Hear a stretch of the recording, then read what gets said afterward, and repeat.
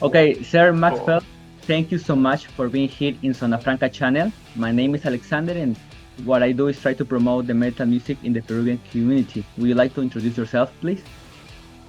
My name is Max Phelps, and I am playing for Death to All, as well as a bunch of other bands. But yeah, we're gonna be in Peru soon, so in Lima. How do you feel being in Peru soon, my friend? I've only been one other time. Death to All hasn't played there. I was there with Cynic a little less than a year ago for the first time, but it seemed like a really, really cool city. So yeah, I'm excited for it. Should be awesome. So I think that you try out in that time like ceviche or pisco sour, like you know already. Say it one more time. Sorry. Like, I mean, when you came here in Peru, you try out ceviche, one of our typical. Yeah, I've had ceviche a little bit here too. We have some Peruvian places around here, so I don't know if it's. Trying to think, did I actually get? We were there for it was so fast. Did we actually have ceviche? I don't think I actually had ceviche when I was there. Well, maybe this time you can try out. I had some Inca Cola. Inca Cola, yeah. That's good. And Yeah, I'm a big fan of the Inca Cola. Yeah. yeah, I heard that for you guys, it's like a bubble gum, you know, like the flavor. That's what I tell people. That's because we have a few Peruvian places around here that, that do kind of they'll do ceviche and they'll do the charboiled chicken sort of thing, and and so I like that a lot. And yeah, I'll sometimes get one of those, and yeah, that's it's like a carbonated bubble gum. Yeah, that's probably the way we would think of it. Yeah. So but I love it. Some people think it's strange, but yeah, I'm a fan. So, what were your influences as an artist? Like, probably in your beginning, and nowadays, what are your influences, if they might have been changed? Geez. So like as far as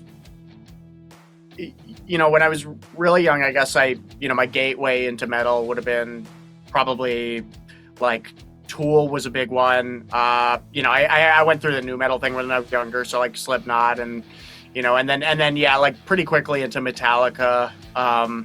Finding kind of the thrash albums, and then Opeth was really big for me. Like I got into kind of proggier stuff, so Opeth, Nevermore was really big for me in high school and kind of early on when I was playing guitar. And Death, of course, I got into not too long after that. And Cynic kind of came after that. So those are all of it. I mean, tons of, I had a thrash phase, where I was into, everything from like Slayer to, even like Dark Angel, Darkness Descends. And so, yeah, I don't know. I was, listening to a lot of music back then, and I'm still into all that stuff. When I was in my early 20s, I started getting more into like jazz and fusion too. So, like Alan Holdsworth was like a big gateway to that, and the Mahavishnu stuff. And then, some of the teachers that I studied with kind of showing me more of that stuff. And, but yeah, I listen to everything. So, I mean, I'm still, I feel like I'm all over the place as far as, Meshuggah is a big influence. Obviously, that's kind of a different corner of that. But yeah, all sorts of stuff. Nice. And now that you say about the teachers, like, do you think it's important as a musician to have a teacher in order to learn, or do you think, okay, Yeah. if I learn by my own, it's the same? What do you think? I think it really depends on it depends on your goals, and I think it depends on you as an individual. I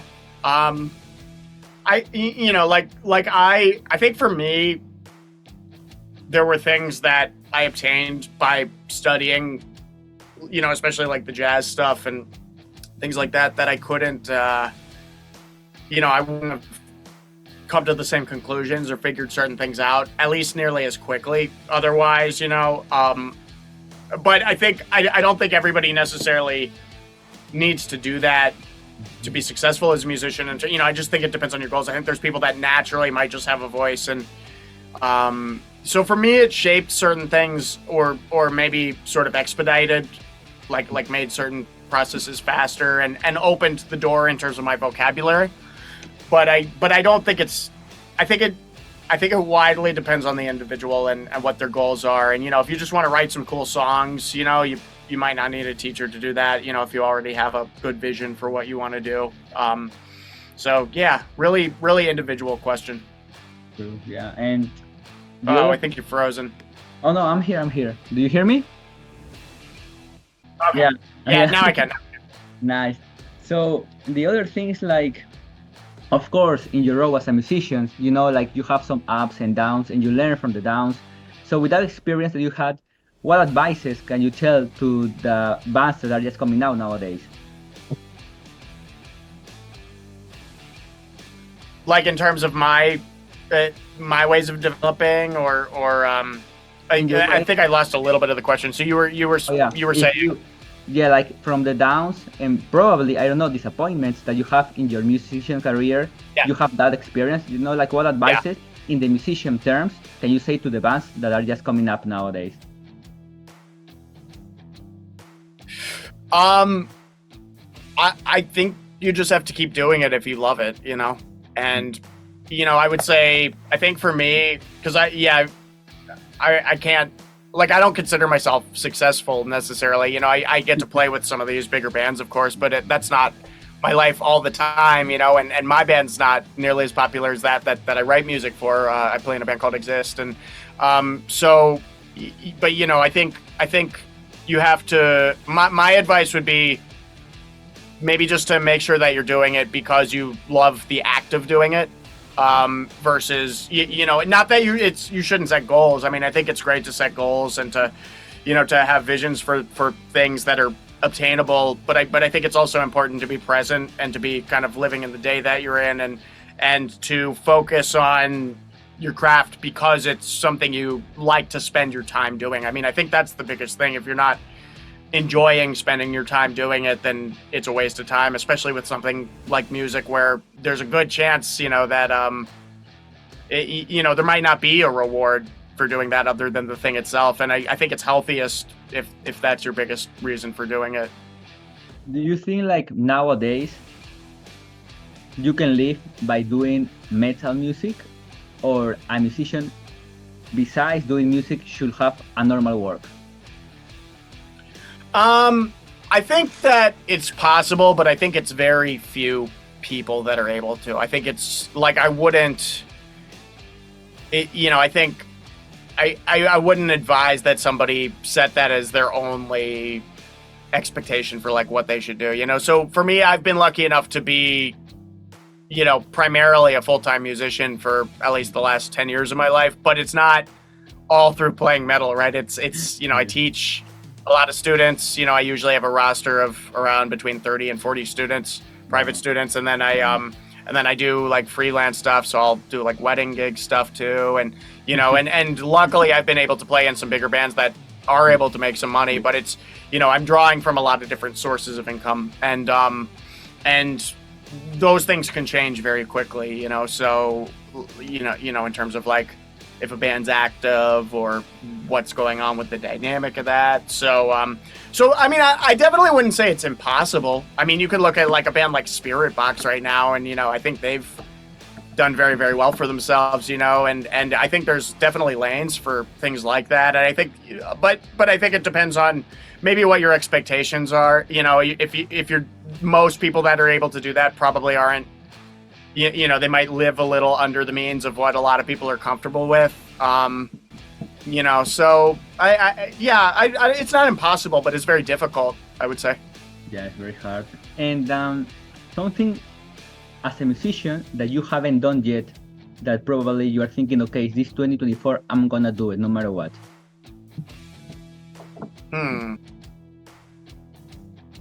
Like something totally new? Yeah, something that you haven't done yet. I don't know. Maybe a country that you travel. That's a good question. I mean,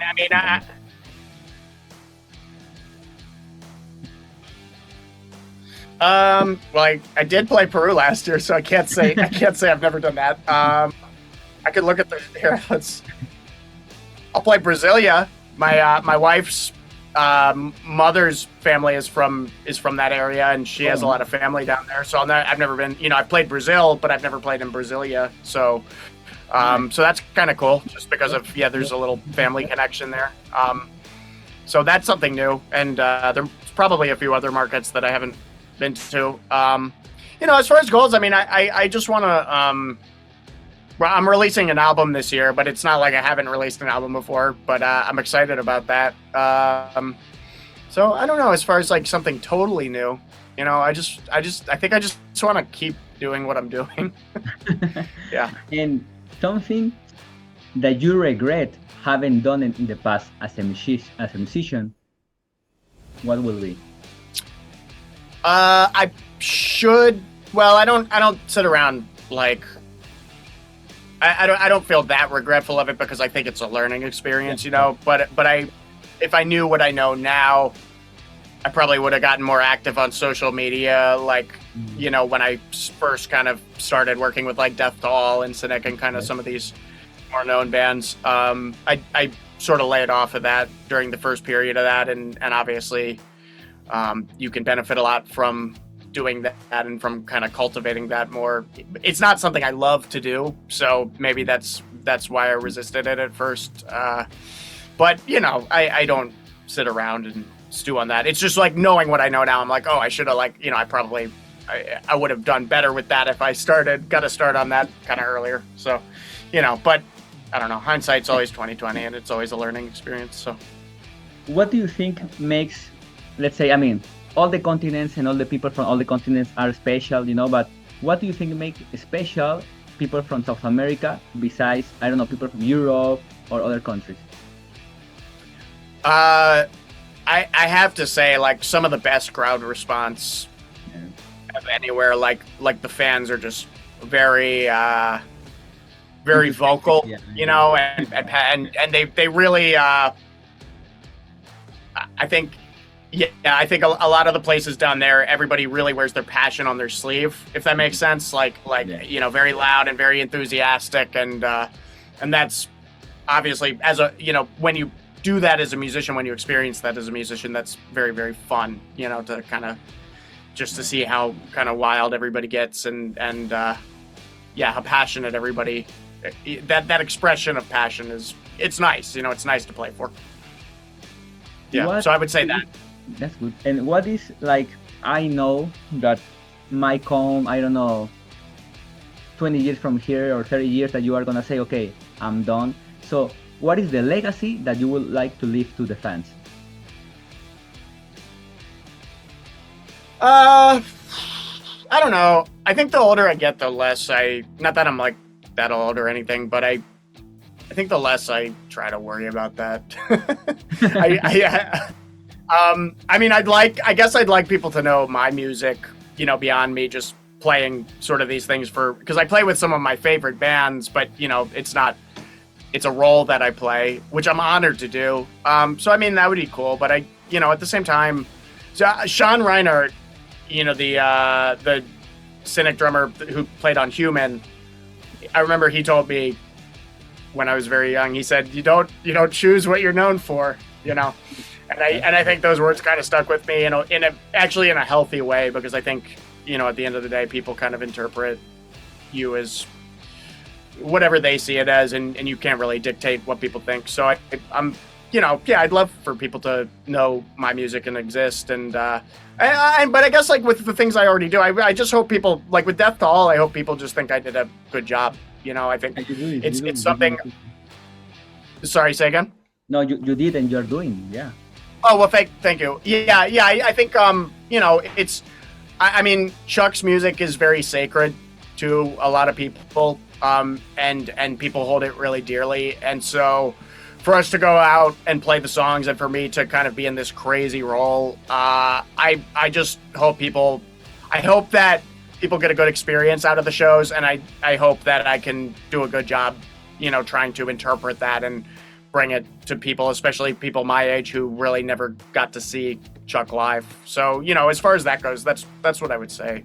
I just hope people enjoy the shows and think that it's done tastefully, and that we play the music well. Yeah. Nice. So this is the last question I'm gonna ask you, but you have to be very honest, okay? Okay. Okay. If you have one day left on the earth, with which artist, dead or alive, and what song like rock, pop, metal, jazz, whatever you would like to play with? To listen to or to like actually play with them? Yeah, to play with.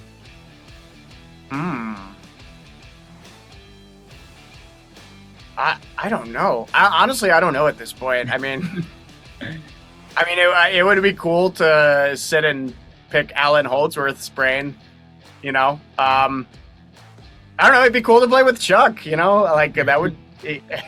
I'm around a bunch of guys who did. You know, I've played these songs so many times now. That would be, you know, it would be cool to play it with the man himself. So that's, you know, there's so much I like. I don't know. I'll give one more name. Maybe Devin Townsend would be another name that I think that would be cool. But I don't know. Maybe it's also better just to be able to listen to them. So. Nice. Well, my friend, yeah. I want to say thank you to you for this opportunity. Well, as Peruvians, we like say for us it's not so easy to have big bands here, you know. I know you know that. So when a big band comes here, like we are really happy and we are crazy and we are gonna like, I don't know, it's gonna be a wild crowd. So really thanks so much. I hope that maybe in some years you will come again. Would you like to invite all the Peruvian people for the day of the concert, please? Yes, let me look at what the day is because I don't know the date off the top of my head. But yeah, everybody who's everybody in Peru who's you know who is maybe planning on coming, please come on out. We're gonna be playing songs from all of the Death albums, and it should be a pretty wild time. You know, it should be really fun. So, thank you so much, my friend. See you in the concert. God bless you. Thank you, Alexander. Yeah. All right. Bye.